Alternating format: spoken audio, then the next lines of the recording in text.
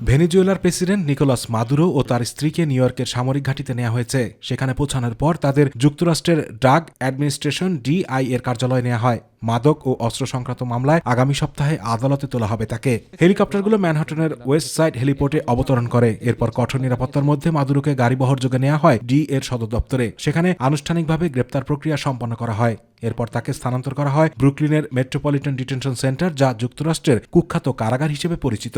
মার্কিন আদালতের নথি অনুযায়ী আগামী সপ্তাহে ম্যানহাটনের ফেডারেল আদালতে মাদক ও অস্ত্র সংক্রান্ত অভিযোগে নিকোলাস মাদুরোর বিরুদ্ধে আনুষ্ঠানিক শুনানি হবার কথা রয়েছে। এদিকে ভেনেজুয়েলায় অভিযানের এই পরিকল্পনা কয়েক মাস ধরে নেওয়া হয়েছিল বলে জানিয়েছেন মার্কিন প্রেসিডেন্ট ডোনাল্ড ট্রাম্প। তিনি জানান, নিরাপদ ক্ষমতা হস্তান্তর হবার আগ পর্যন্ত ভেনেজুয়েলা পরিচালনা করবে যুক্তরাষ্ট্র। খুব শীঘ্রই সেখানে একটি বিশেষ দলও পাঠানো হবে। এদিকে ভেনেজুয়েলার প্রেসিডেন্ট নিকোলাস মাদুরোকে আটক করার লক্ষ্যে চালানো যুক্তরাষ্ট্রের নজিরবিহীন সামরিক অভিযানে অন্তত 40 জন নিহত হয়েছে। তাদের মধ্যে সেনাবাহিনীর পাশাপাশি বেসামরিক মানুষও রয়েছেন বলে জানিয়েছে নিউ ইয়র্ক টাইমস। প্রতিবেদনে আরও বলা হয়, মার্কিন বাহিনী ভেনেজুয়েলার মাটিতে নামার আগে দেশটির আকাশ প্রতিরক্ষা ব্যবস্থা ধ্বংস করতে ব্যাপক আকারে অভিযান চালানো হয়।